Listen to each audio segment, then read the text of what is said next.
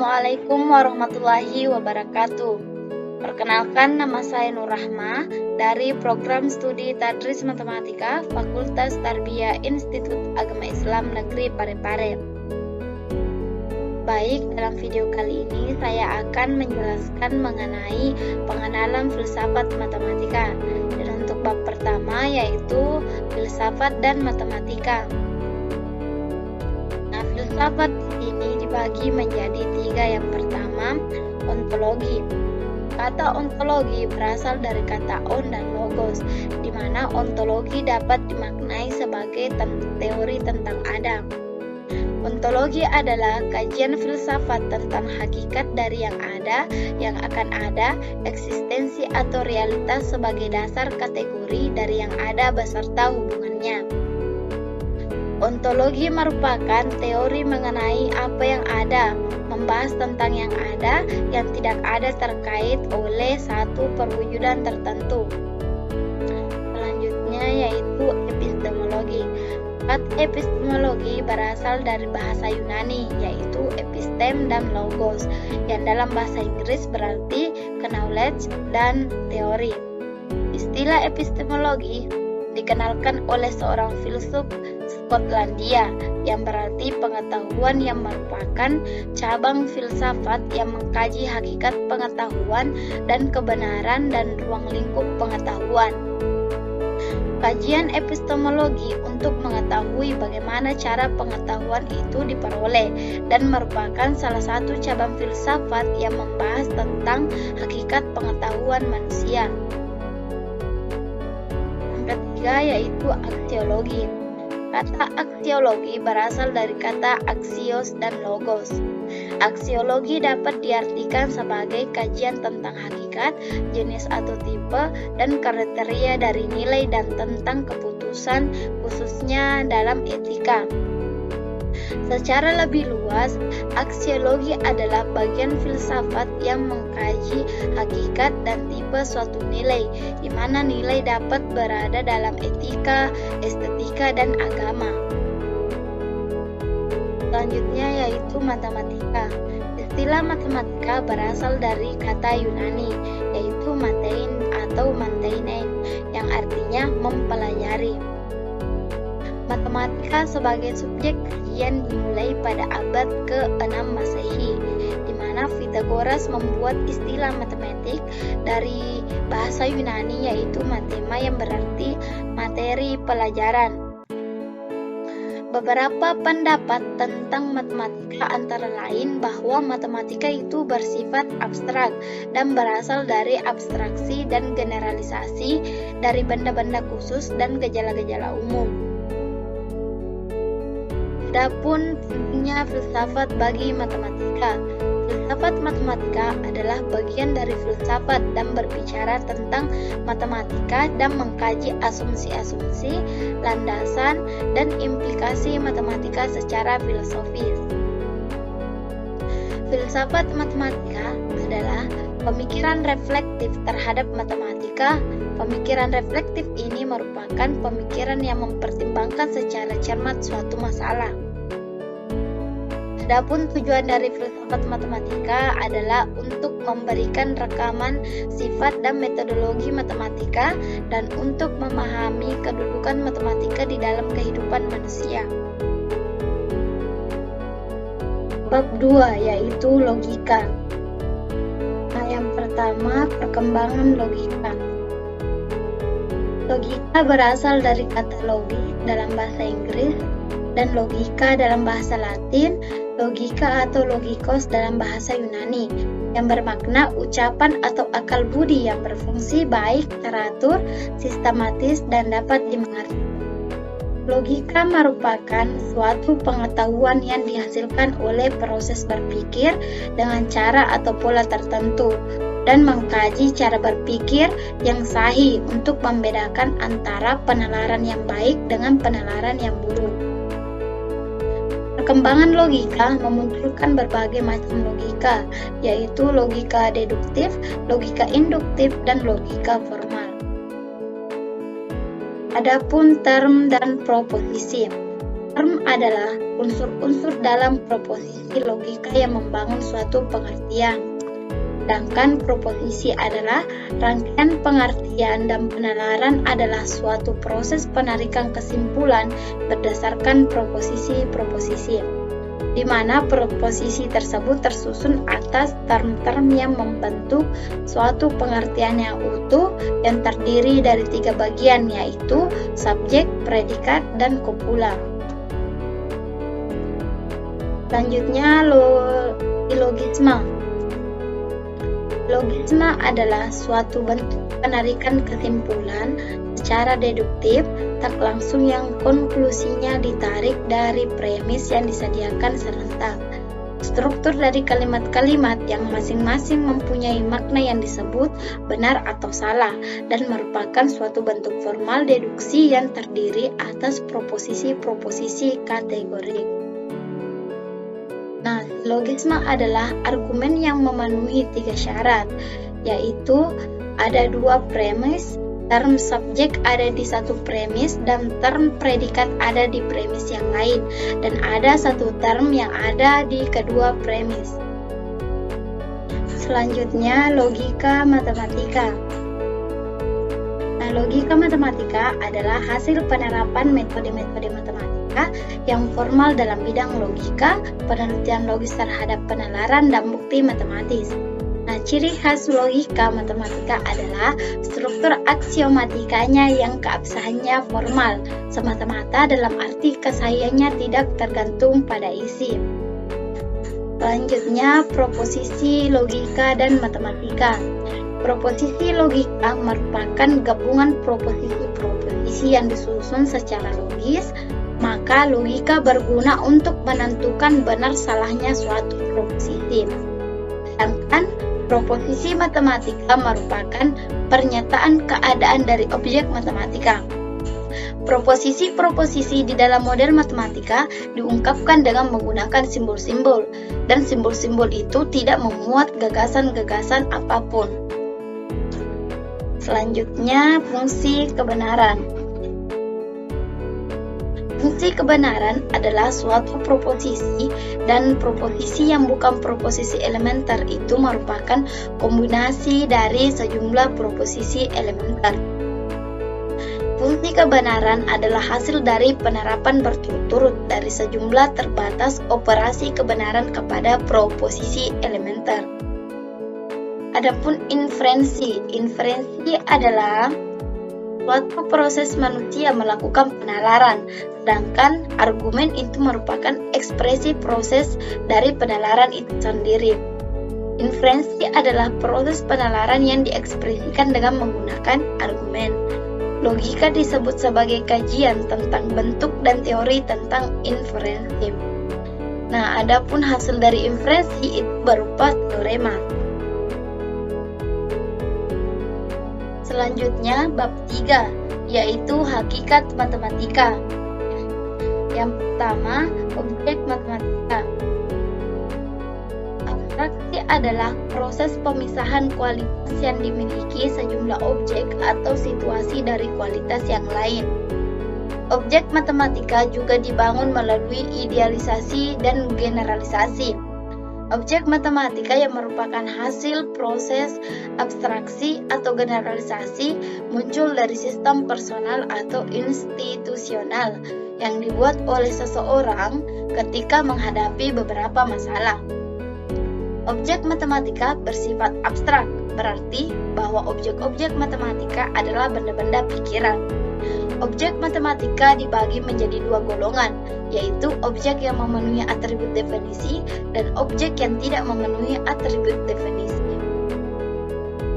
Selanjutnya, konsep dalam matematika.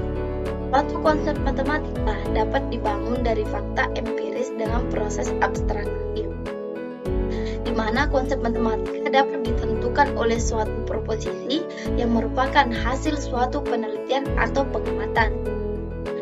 Fungsi konsep dalam matematika adalah membantu untuk memahami sesuatu. Apabila konsep sudah dibangun, maka objek akan terbagi menjadi 2, yaitu objek yang sesuai dengan konsep dan objek yang tidak memenuhi. hingga dapat disimpulkan bahwa konsep merupakan unsur sistem matematika yang mengkomunikasikan pengertian atau penjelasan sesuatu dan dapat pula merupakan suatu metode bersifat abstrak. Konsep-konsep dinyatakan dalam bentuk rumusan yang disebut definisi. Selanjutnya, simbol dalam matematika. Matematika merupakan sebuah bahasa simbol yang menyatakan suatu situasi atau suatu masalah beserta pemecahannya. Fungsi sistem simbol dalam matematika adalah sebagai alat komunikasi. Penggunaan simbol yang tanpa makna menjadi ciri akan keunggulan simbolisasi dalam matematika dan logika.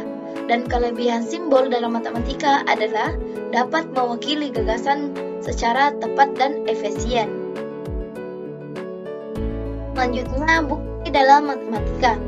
Pembuktian matematika itu memiliki dua makna, yaitu makna praktis dan makna teoritis. Nah, di mana makna teoritis ini bersifat formal yang merupakan transformasi dari sederetan simbol tertentu yang berupa pernyataan formal dan mengikuti aturan logika, seperti modus Thales dan modus ponens. Pembuktian dalam arti teoritis ini menjadi pembuktian yang bersifat formal dan ideal. Selanjutnya, kesepakatan dalam matematika. Nah, kriteria kesepakatan dalam matematika tidak hanya merujuk pada definisi, tetapi juga kesepakatan dalam rangka pengesahan suatu bukti. Kesepakatan dalam matematika memperhatikan kreasi sistem baru dari suatu gambaran atau suatu yang diwakili. Dan bentuk matematika dari representasi mengadakan aturan-aturan grammar yang dapat digunakan untuk mendeskripsikan sesuatu. Selanjutnya, sifat matematika. Menurut Hilbert yang merupakan tokoh aliran formalisme berpendapat bahwa matematika adalah suatu permainan yang dimainkan dengan simbol-simbol yang ditetapkan secara sembarang berdasarkan aturan yang dapat ditetapkan secara sembarang, dan permainan hanya taat kepada syarat formal konsistensi. Selanjutnya, kebenaran matematika. Kebenaran matematika bukanlah kebenaran yang bersifat pasti, akan tetapi kebenaran yang termasuk kebenaran koherensi, bersifat relatif dan bertumpu pada kesepakatan. Karena kebenaran matematika bertumpu pada kesepakatan, di mana berdasarkan sifat postulasional matematika, kebenaran matematika termasuk jenis kebenaran koherensi. Satu contoh bahwa kebenaran matematika bertumpu pada kesepakatan dan bersifat relatif dapat diperoleh dalam geometri. Selanjutnya, matematika sebagai alat pemecahan masalah. Matematika merupakan kegiatan penelusuran pola dan hubungan, kreativitas, kegiatan pemecahan masalah, dan alat komunikasi. Matematika adalah alat pikiran, bahasa ilmu, tata cara pengetahuan, dan menyimpulkan deduktif. Matematika di samping merupakan alat juga berfungsi sebagai bahasa. Pemecahan masalah dunia dengan menggunakan matematika melalui tahap-tahap memahami masalah di bidang yang bersangkutan, menyusun model matematika, menyelesaikan matematika atau mencari jawaban model, dan menafsirkan jawaban model menjadi jawaban atas masalah yang nyata.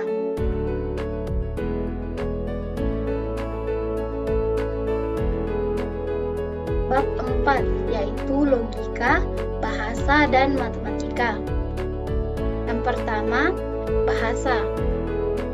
Bahasa adalah suatu sistem komunikasi manusia yang menggunakan tanda-tanda seperti suara, gerak tubuh, atau simbol tertulis.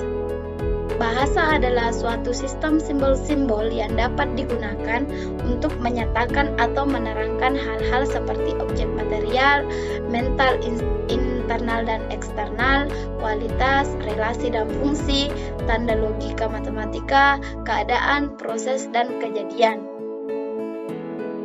Nah, adapun hubungan logika dengan bahasa, di mana logika dapat digunakan sebagai landasan untuk berbahasa dalam rangka berkomunikasi dengan sesama manusia dan juga untuk menganalisa bahasa. Komunikasi antar manusia yang menggunakan bahasa memuat serangkaian proposisi yang logis. Bahasa akan dapat ditangkap maknanya dengan baik dalam arti bahasa yang logis apabila dapat dinilai atau diukur kesahihannya. Hubungan antara logika dan matematika dipersatukan melalui aturan umum dan tata bahasa yang logis. Selanjutnya, hubungan matematika dengan logika. Matematika sebagai sarana pemecahan masalah bersifat logis dan pembuktian dalam matematika juga bersifat logis, di mana pembuktian secara logis artinya langkah-langkah dalam proses pembuktian, prinsip-prinsip penarikan kesimpulan secara logis atau inferensi logis. Nah, adapun dua peran logika dalam matematika. Yang pertama, berkaitan dengan peletakan landasan matematika. Kedua, logika juga merupakan cabang dari matematika dan membangun matematika sesuai dengan hakikat matematika dan menjadikan logika itu sendiri semakin berperan dalam matematika. Selanjutnya, hubungan logika dengan dunia. Menurut Wittgenstein mengatakan dengan istilah dunia adalah totalitas ruang logis dan berarti logika bukan hanya teori, tetapi merupakan sebuah gambaran dari dunia. Oleh karena itu, logika dapat dipandang sebagai suatu jalan untuk menjelaskan dunia dengan cara menyatakan dalam bentuk proposisi-proposisi logis. Eratnya hubungan logika dengan bahasa dapat dijelaskan dengan pernyataan Wittgenstein bahwa batas-batas dunia adalah juga batas-batas logika dan batas-batas bahasa adalah juga batas-batas dunia. Selanjutnya, hubungan matematika dengan bahasa.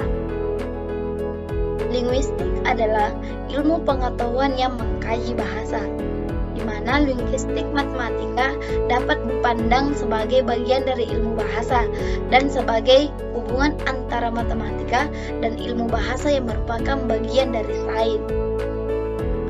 Pembuktian dalam matematika merupakan pelaksanaan atau perwujudan dari penerapan aturan gramatika yang berarti mendeskripsikan tata permainan bahasa. Selanjutnya, hubungan matematika dengan dunia. Yang pertama, matematika dengan sains. Matematika dapat dipandang sebagai suatu bahasa untuk menyatakan hubungan-hubungan, sedangkan sains bertujuan membuka tabir hubungan-hubungan dengan semesta. Karena alam bersifat matematis, maka setiap ilmu pengetahuan yang bertujuan untuk mendeskripsikan dunia dan isinya seutuhnya tergantung pada matematika.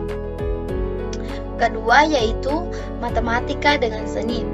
Dalam seni dan matematika, dua nilai dianggap berada dalam hubungan rasio mas, di mana rasio mas jika rasio antara jumlah kedua nilai itu terhadap nilai yang besar sama dengan rasio antar nilai besar terhadap nilai kecil. Nilai yang lebih besar dilambangkan dengan huruf A, sedangkan nilai yang lebih kecil dilambangkan dengan huruf B. 3. Hubungan matematika dengan seks.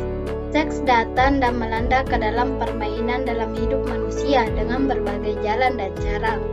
Matematika selalu tumbuh, berkembang dan menempa jalan dengan dunia nyata dan prosesnya menggambarkan beberapa berpikir kreatif yang menakjubkan. 4. Hubungan matematika dengan humor. Humor yang dimaksud adalah humor yang memainkan logika, bukan asal melucu yang membuat orang tertawa.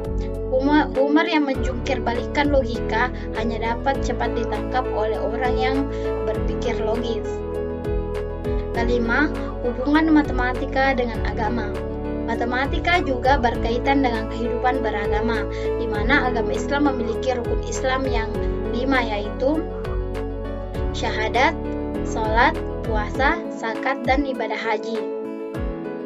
6. Yaitu hubungan matematika dengan politik.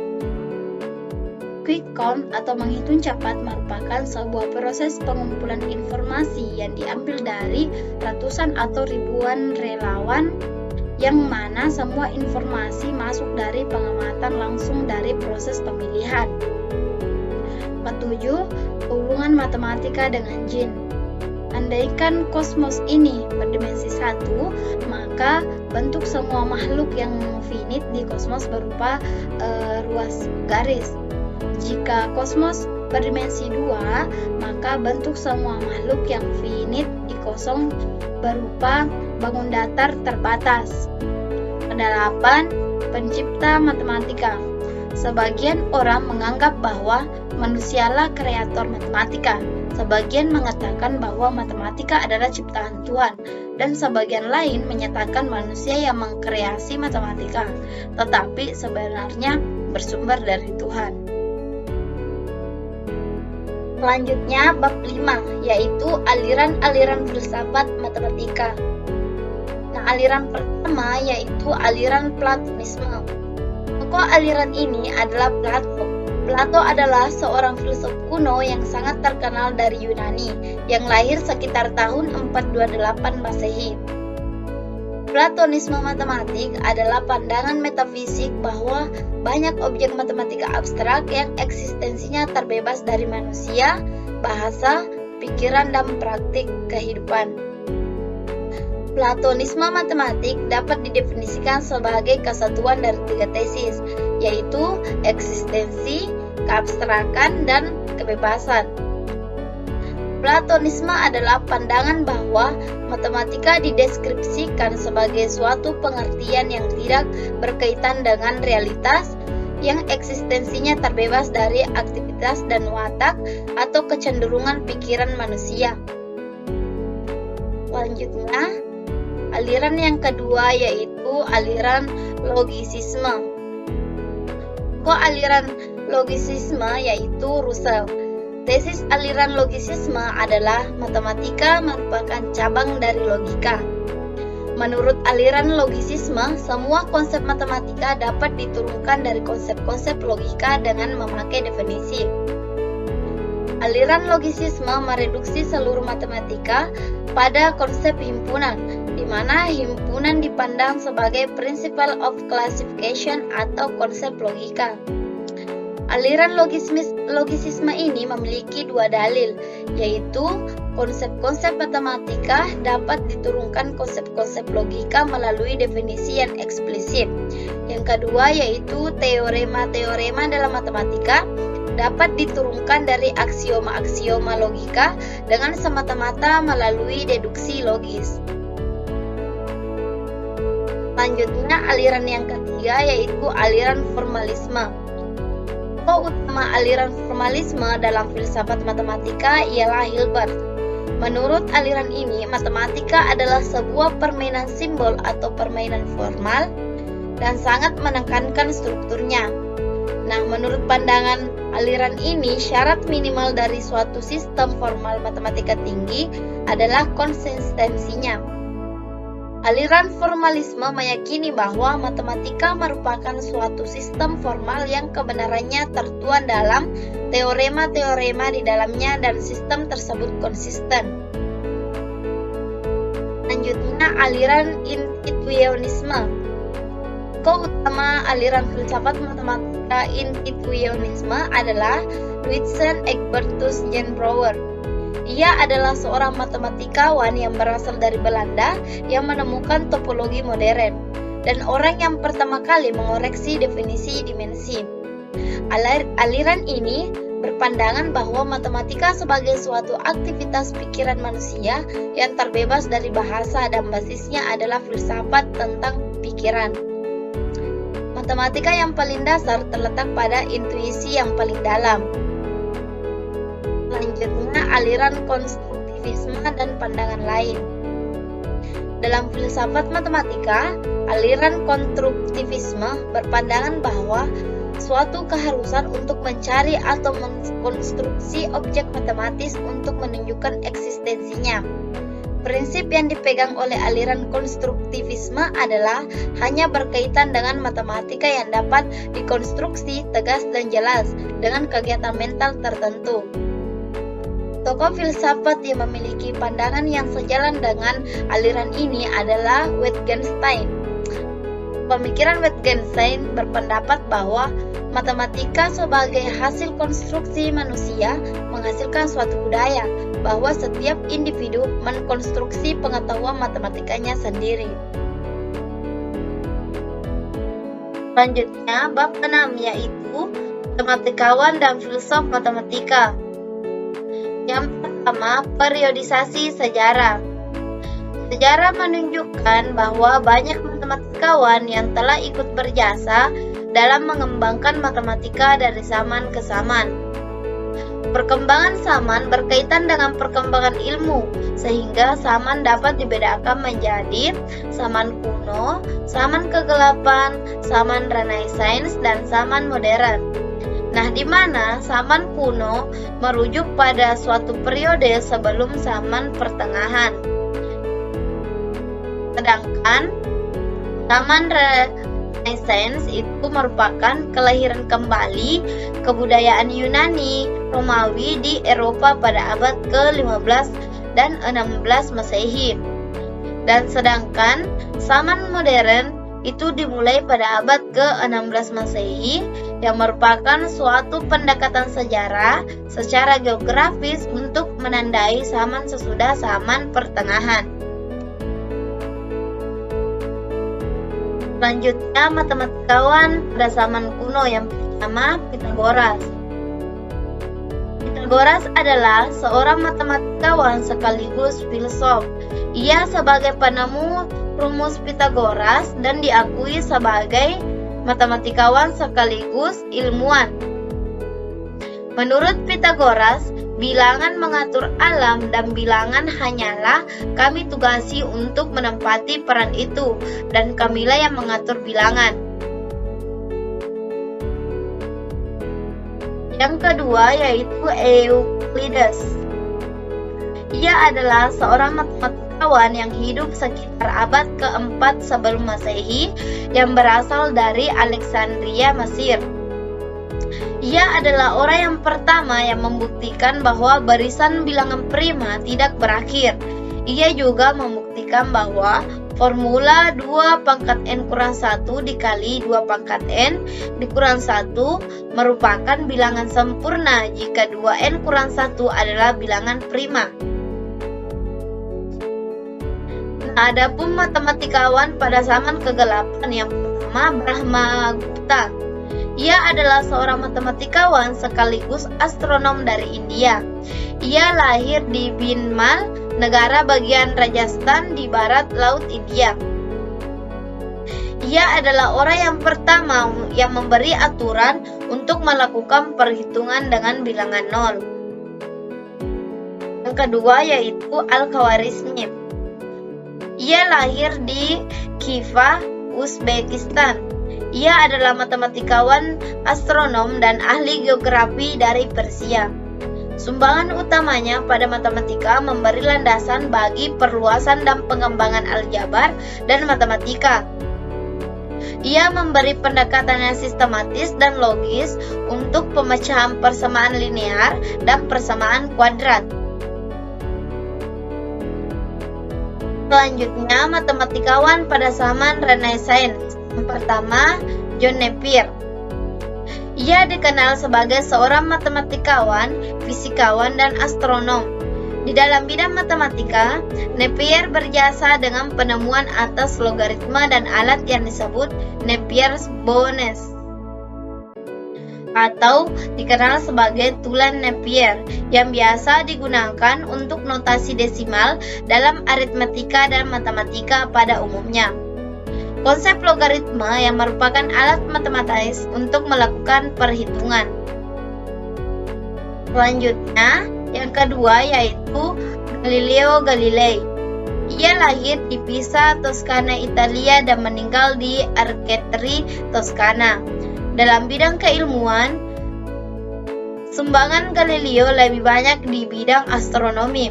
Galileo menghasilkan sebuah hasil kerja yang orisinil dan bersifat ramalan dalam matematika, yaitu paradoks Galileo tentang banyaknya bilangan asli dan kuadratnya. Selanjutnya, adapun modern, yaitu yang pertama Isaac Newton. Ia adalah salah seorang matematikawan dan fisikawan yang sangat terkenal. Sumbangannya di bidang matematika khususnya adalah pemecahan pada masalah kontemporer dalam geometri analitik untuk menggambar garis singgung kurva atau diferensial dan mendefinisikan luas daerah yang dibatasi oleh suatu kurva atau integral. Yang kedua yaitu Gauss. Johann Carl Friedrich Gauss adalah matematikawan dan fisikawan dari Jerman. Ia memberi kontribusi yang signifikan di bidang matematika, meliputi teori bilangan, aljabar, statistik, analisis, dan geometri diferensial. Selanjutnya adapun filsuf matematika yang pertama Aristoteles. Ia adalah seorang filsuf Yunani. Aristoteles dikenal sebagai orang pertama yang melakukan kajian secara formal terhadap logika yang pada abad ke-19, kemudian dimasukkan ke dalam logika formal modern. Usaha secara sistematis dilakukan oleh Aristoteles untuk mendeskripsikan pola yang mencakup bukti dan menghasilkan suatu logika yang sering disebut dengan logika Aristoteles. Logika Aristoteles tentang jalan pikiran atau ratiocinium dan bukti yang diwujudkan dalam bentuk silogismus. Yang kedua yaitu Leibniz. Ia digolongkan sebagai matematikawan dan filsuf. Ia mengembangkan prinsip dari mesin Pascal ke dalam mesin hitung yang sangat fungsional dan dapat untuk membantu penjumlahan, pengurangan, perkalian, dan pembagian. Nah, Leibniz berpendapat bahwa yang utama dalam matematika adalah logika, dan menurutnya ia adalah orang yang pertama kali menggunakan istilah fungsi dalam matematika yang dalam bahasa Latin disebut sebagai ekuivalen. Yang ketiga yaitu Wittgenstein. Ia lahir di Wina, Austria. Wittgenstein adalah filsuf terbesar abad ke-20 dan memiliki peran sentral dalam filsafat analitik. Adapun kontribusinya yaitu mendasar pada filsafat bahasa, logika, epistemologi, pemikiran filsafat, dan matematika. Pemikiran filsafat Wittgenstein dituangkan dalam dua periode yaitu periode awal Tractus Logico Philosophicus dan pemikirannya pada periode akhir dituangkan dalam karyanya yang berjudul Philosophical Investigation. Selanjutnya, yang keempat yaitu Lakatos. Imre Lakatos lahir di Hungaria dari keluarga Yahudi dan meninggal di London. Ia adalah seorang filsuf matematika dengan tesisnya tentang kemungkinan kekeliruan atau fallibility, matematika dan metodologi pembuktiannya serta pembuktian kesalahan atau penyangkalan pada tahap pra-aksiomatik dalam pengembangannya. Lakatos mengidentifikasi bahwa teori klasik dalam filsafat matematika tidak memadai terhadap praktik penelitian sebenarnya. Baik, itulah tadi pemaparan mengenai pengenalan filsafat matematika. Sekian dan terima kasih. Assalamualaikum warahmatullahi wabarakatuh.